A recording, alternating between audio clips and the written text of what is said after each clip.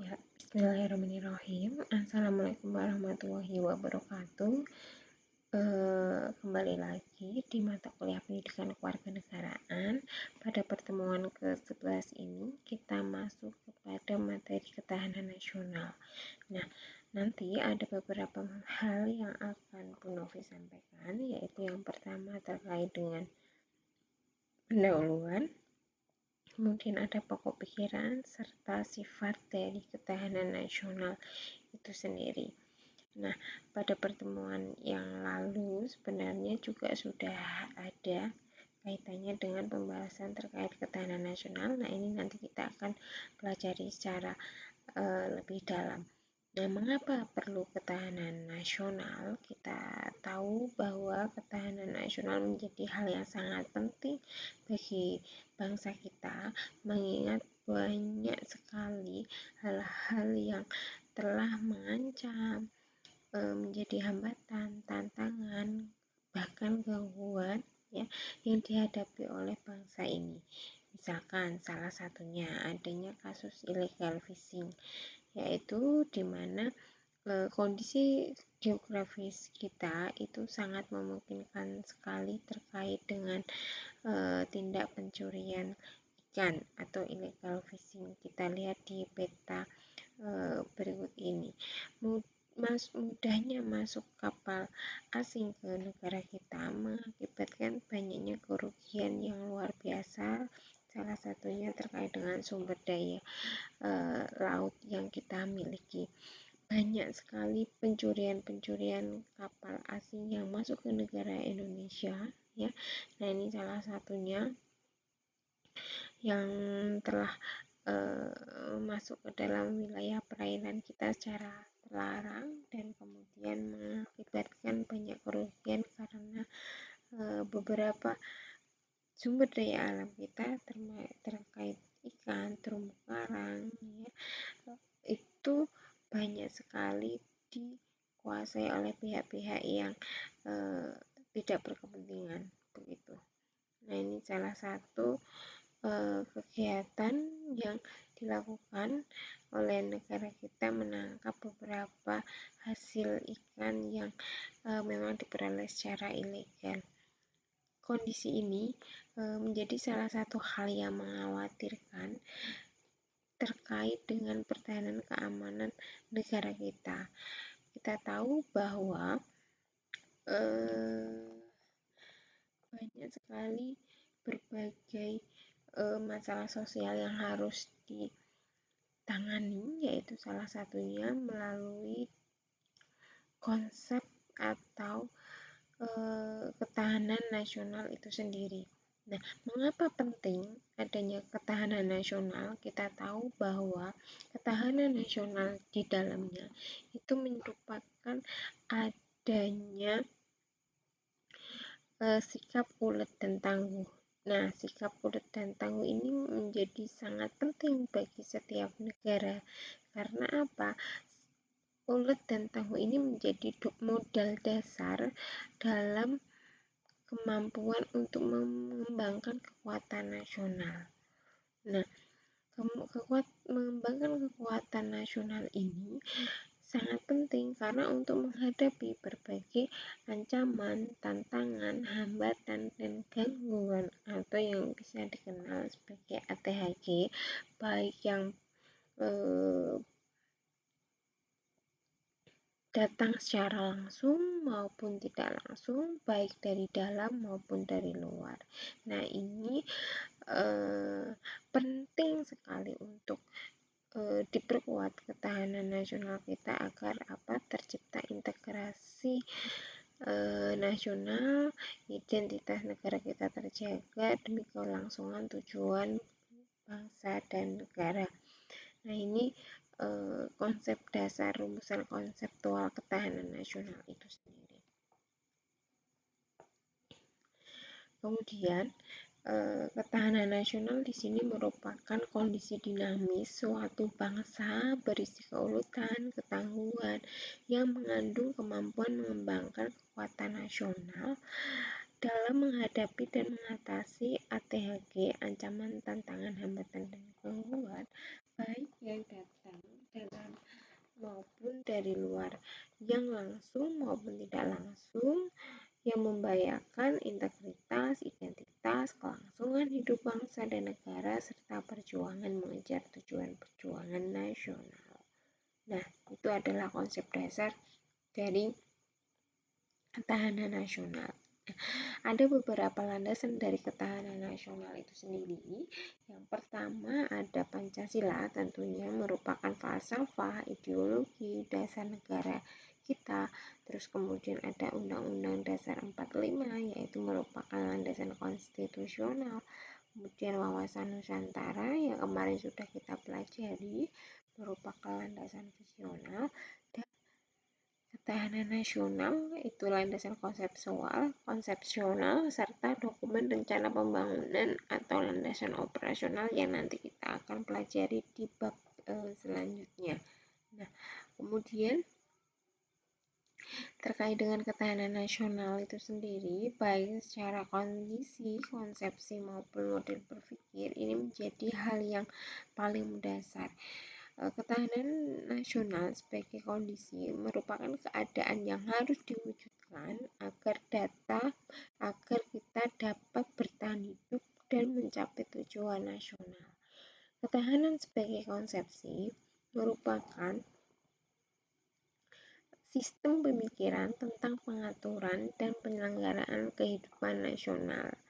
Nah, sedangkan ketahanan nasional sebagai model berpikir, pemikiran sebagai suatu kesatuan yang utuh antara aspek alamiah dan aspek sosial. Nah, ini beberapa terkait dengan konsep dari ketahanan nasional, baik secara kondisi, konsepsi, model berpikir. Nanti akan mengkaji beberapa hal kaitannya dengan aspek tersebut. Nah, kemudian apa saja sih pokok-pokok pikiran dari ketahanan nasional itu sendiri? Yang pertama yaitu pokok pikiran 1, pendekatan Astagatra. Nah, pendekatan ini merupakan terdiri dari dua hal, yaitu aspek alamiah dan aspek sosial. Pendekatan Astagatra ini sangat penting. Mengapa? Karena di dalam kehidupan bermasyarakat sangat kompleks aspek yang ada di dalam masyarakat. Yang pertama secara aspek alamiah, yaitu sifatnya adalah given, pemberian dari Tuhan. Manusia hanya bisa mengelolanya. Ya, yang pertama terkait dengan letak geografi, kemudian kekayaan alam dan kondisi penduduk. Bagaimana letak geografis kita bisa memaksimalkan segala sumber daya alam yang ada di dalamnya, begitu kita olah bersama, yang dimana itu merupakan salah satu anugerah Tuhan yang Maha Esa. Terus kemudian ada penduduk, ini juga sama ya, merupakan faktor biologis yang memang sebenarnya bisa dikendalikan, tetapi namun karena ini juga termasuk anugerah dari Tuhan, maka masuk ke dalam aspek alamiah. Selanjutnya nanti ada aspek ideologi, kemudian ada aspek politik, ekonomi, sosial, dan budaya, serta pertahanan dan keamanan. Nah, ini yang nanti menjadi hal yang sangat penting pada setiap aspek bidang kehidupan, menjadi pokok perhatian yang sangat fundamental di dalam kajian ketahanan nasional. Nah, kemudian yang kedua yaitu adalah pendekatan kesejahteraan dan aman. Sejahtera, terpenuhinya kebutuhan hidup yang sangat layak. Hal ini secara biologis harus terpenuhi terlebih dahulu.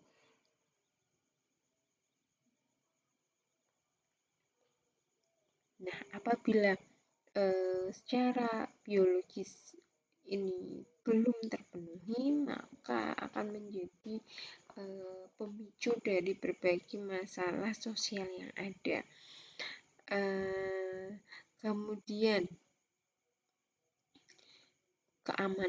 pendekatan keamanan. Tidak hanya sesuatu yang dirasakan sebagai ancaman. Oleh karena itu, ini merupakan sebuah kebutuhan psikologis yang memang harus dipenuhi negara kepada bangsanya, bagaimana menciptakan rasa yang aman, yang tentram, yang damai dalam melakukan segala aktivitas begitu. Nah, menurut saudara ini ya, pendekatan kesejahteraan dan keamanan ini mana yang lebih penting? Nah, ini nanti bisa saudara diskusikan secara bersama-sama.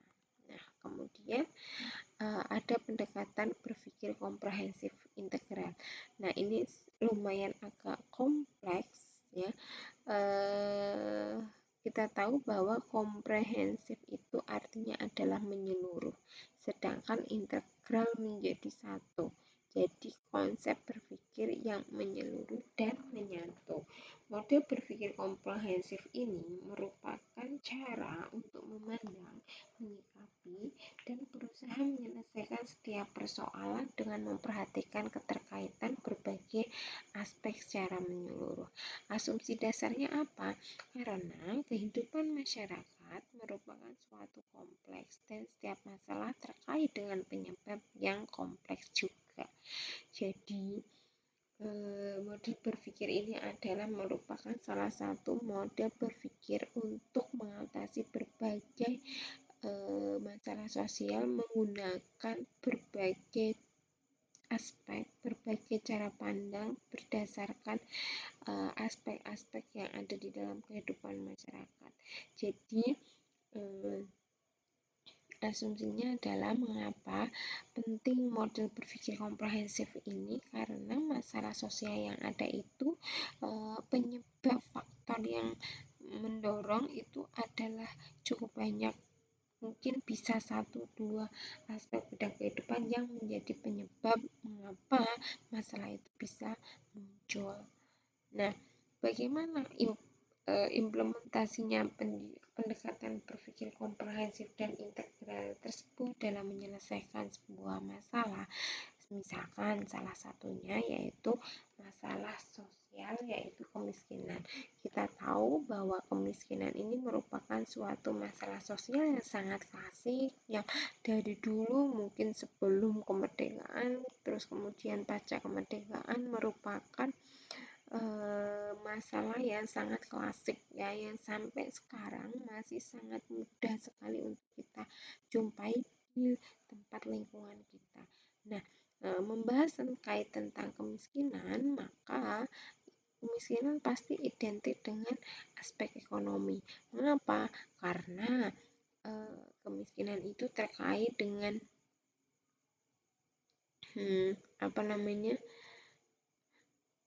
terkait dengan pekerjaan, terkait dengan hasil upah, terus kemudian lapangan pekerjaan, upah UMR begitu ya, sehingga kemiskinan ini merupakan tanggung jawab bidang ekonomi. Namun apakah demikian? Apakah penyebab kemiskinan itu hanya aspek bidang ekonomi saja? Nah, oleh karena itu kita harus mengidentifikasinya secara bersama-sama. Yang pertama, untuk masalah aspek kemiskinan pasti berkaitan dengan kondisi geografis. Mengapa kondisi geografis ini penting? Karena ini menentukan bagaimana akses pembangunan sarana prasarana baik di pusat maupun di daerah-daerah pinggiran. Nah, apabila kondisi geografis ini tidak diperhatikan, maka pusat perhatian pembangunan tidak akan merata begitu ya, sehingga faktor geografis ini sangat penting sekali menentukan dengan berbagai tantangan, ancaman, hambatan, gangguan yang berbeda antara satu wilayah satu dengan wilayah yang lain, maka prioritas pembangunan itu juga harus berfokus pada kondisi geografis yang ada di Indonesia. Karena kondisinya berbeda-beda, maka nanti treatment atau penanganannya pun juga berbeda. Terus kemudian aspek yang mempengaruhi kemiskinan lagi, yaitu secara sosial, secara budaya.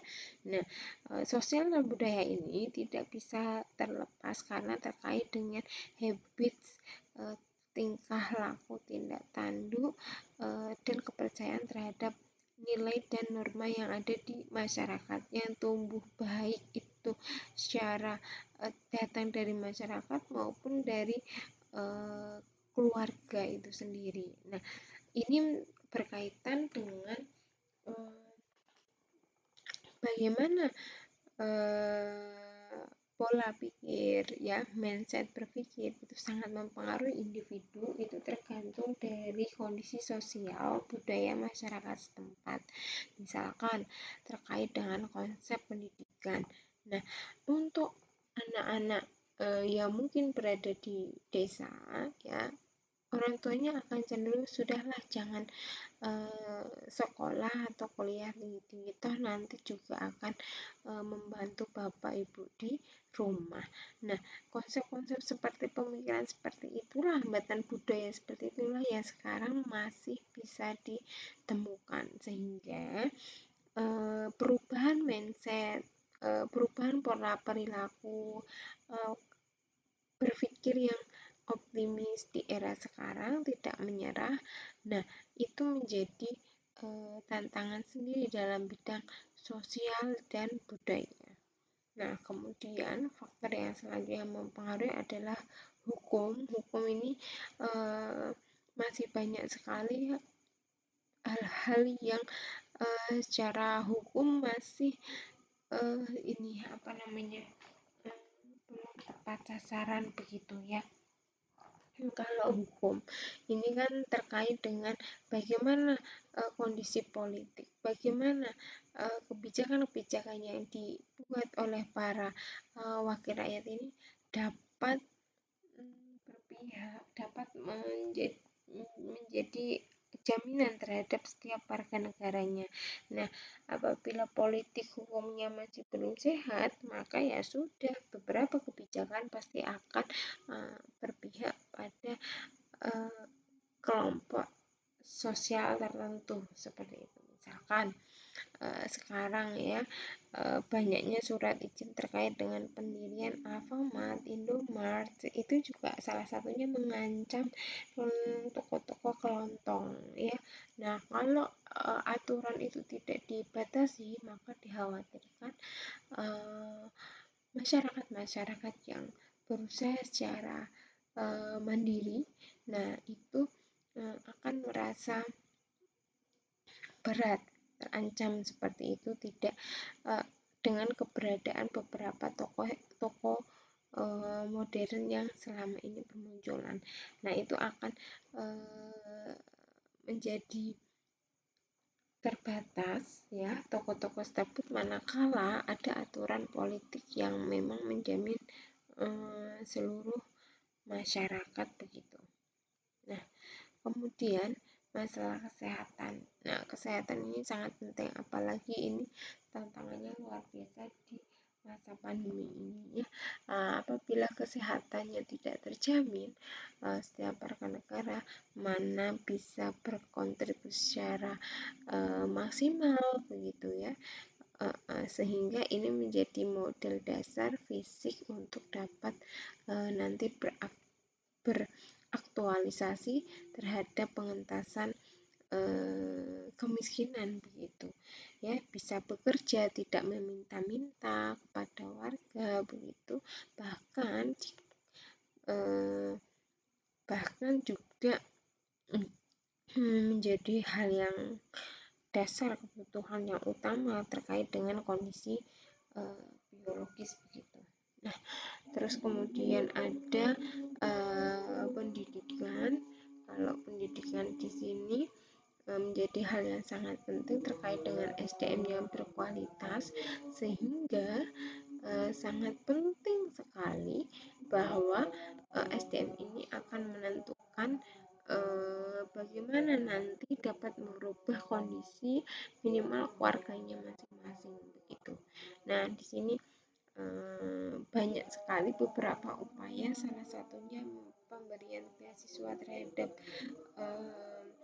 putra-putri terbaik bangsa begitu. Nah, ini menjadi salah satu upaya untuk mengentaskan kemiskinan, meskipun kadang di lapangan masih banyak sekali anak-anak yang masih belum bisa mendapatkan akses pendidikan. Nah, tapi ini menjadi hal yang sangat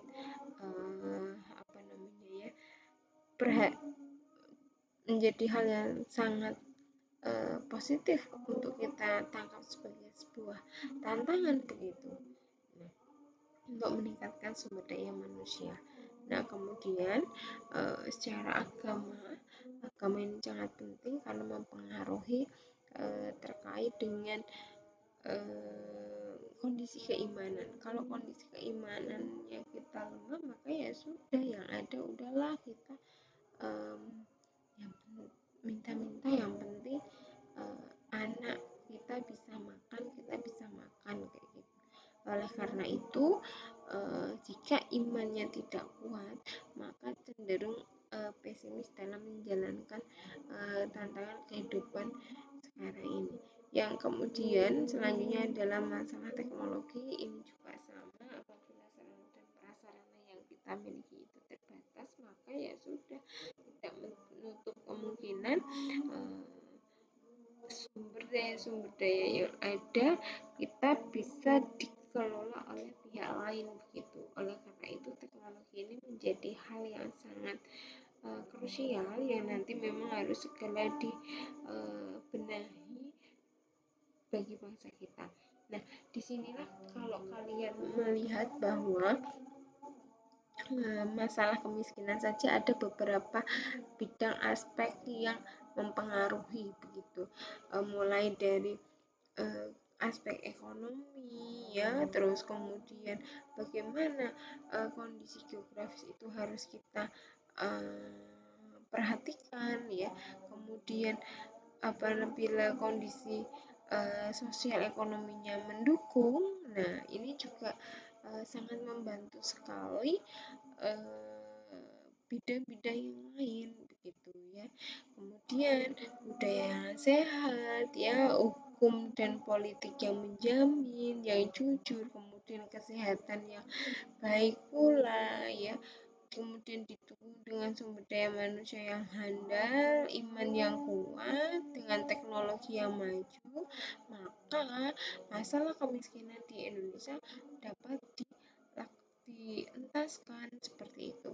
Oleh karena itu, masalah kemiskinan ini tidak hanya tanggung jawab bidang ekonomi, tetapi juga semua aspek bidang kehidupan mempengaruhi. Ketika sudah mempengaruhi, maka nah ini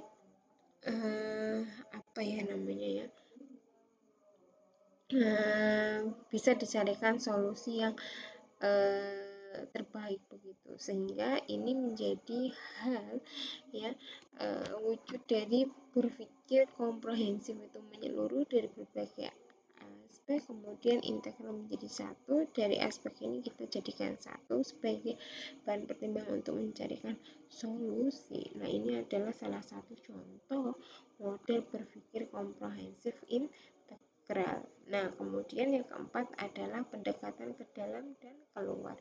Ke dalam yaitu mawas diri untuk menumbuhkan hakikat, sifat, dan kondisi kehidupan nasional itu sendiri berdasarkan nilai-nilai kemandirian yang proporsional untuk meningkatkan kualitas derajat kemandirian bangsa yang ulet dan tangguh. Kemudian mawas keluar yaitu dapat mengantisipasi dan ikut berperan serta dalam menghadapi dampak lingkungan strategis luar negeri. Nah, kemudian yang kelima yaitu pendekatan kekeluargaan. Pendekatan kekeluargaan ini adalah asas ini bersikap keadilan, kebersamaan, kesamaan, gotong royong, tenggang rasa, tanggung jawab dalam kehidupan bermasyarakat, berbangsa, dan bernegara. Kalau ini sifat-sifatnya sebelumnya sudah dijelaskan bahwa ketahanan nasional itu harus mandiri, dinamis, wibawa, konsultasi, dan kerjasama, sehingga ketika sifat ini mempunyai hubungan yang sangat erat. Kemudian aspek alamiahnya, ini ada keadaan penduduk, kekayaan alam, dan kondisi geografis. Nah, ini juga nanti akan menjadi aspek yang sangat penting di dalam ketahanan nasional. Nah, yang selanjutnya yaitu aspek alamiah, itu ada kondisi geografis. Ini menjadi hal yang sangat penting ya, baik secara kondisi ya negara kepulauan dan letak Indonesia pada posisi silang. Nah, segi positifnya merupakan bangsa Indonesia yaitu dari segi jalur perdagangannya yaitu sangat strategis. Segi negatif yaitu peluang masuknya berbagai macam pengaruh yang tidak baik tidak selamanya menguntungkan begitu, sehingga sebagai kondisi yang given, yang penting adalah bagaimana memaksimalkan segi positif dan meminimalkan segi negatif. Nah, ini adalah peta rawan bencana, bahwa di Indonesia itu sangat rentan sekali terhadap bencana begitu ya, mulai dari bencana rawan gempa, kemudian kebakaran hutan, terus kemudian gempa bumi ya, tsunami. Ini menjadi hal yang sangat rawan sekali secara kondisi geografis dari yang kita miliki begitu ya. Di sini bahkan bencana kekeringan juga mengancam di negara kita. Nah, kemudian ini adalah peta rawan bencana banjir begitu ya. Ini menjadi hal yang sangat perlu diperhatikan secara geografis begitu. Kemudian kekayaan alam ini juga merupakan sifatnya renewable dan non renewable, bisa diperbarui dan tidak bisa diperbaharui. Nah, kekayaan apa aja yang kita miliki? Di sini ada beberapa potensi, yaitu potensi persebaran hasil bumi di Indonesia, ada cengkeh, coklat, hasil hutan, kemudian jagung, kapur, ya, karet, kelapa, kinah, kopi, lada, minyak kayu putih, padi, pala, rotan, sagu, ya. Ini semuanya merupakan dan lain sebagainya merupakan potensi yang dimiliki oleh bangsa Indonesia. Kemudian di sini ada peta hasil bumi ya, yang tadi ini detailnya seperti ini. Terus kemudian peta potensi Indonesia, yaitu peta perairan juga. Ini menjadi sangat luar biasa bagi bangsa Indonesia memiliki sumber daya alam yang maha dahsyat. Tinggal bagaimana saja kita mengelolanya. Kemudian keadaan penduduk juga menjadi hal yang sangat penting, bahwa tidak hanya secara kuantitas saja tetapi juga harus secara kualitasnya dijaga. Bagaimana SDM itu mempunyai skill ya, pengetahuan yang mumpuni di setiap warga negaranya ya, itu menjadi hal yang sangat utama.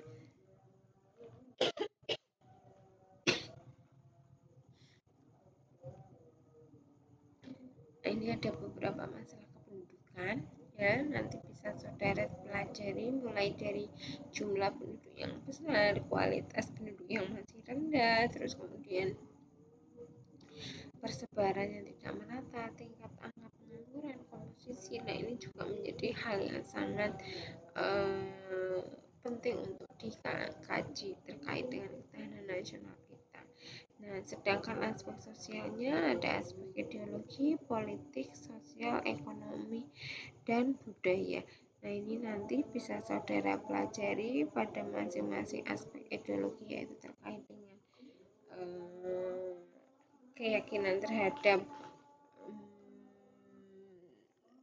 ideologi, nilai-nilai ideologi yang kita punya, begitu, yaitu Pancasila. Nilai-nilai Pancasila dapat dilaksanakan secara dua, baik secara subjektif maupun objektif. Subjektif pelaksanaan secara individu, sedangkan objektif pelaksanaan oleh para penyelenggara negara. Gitu.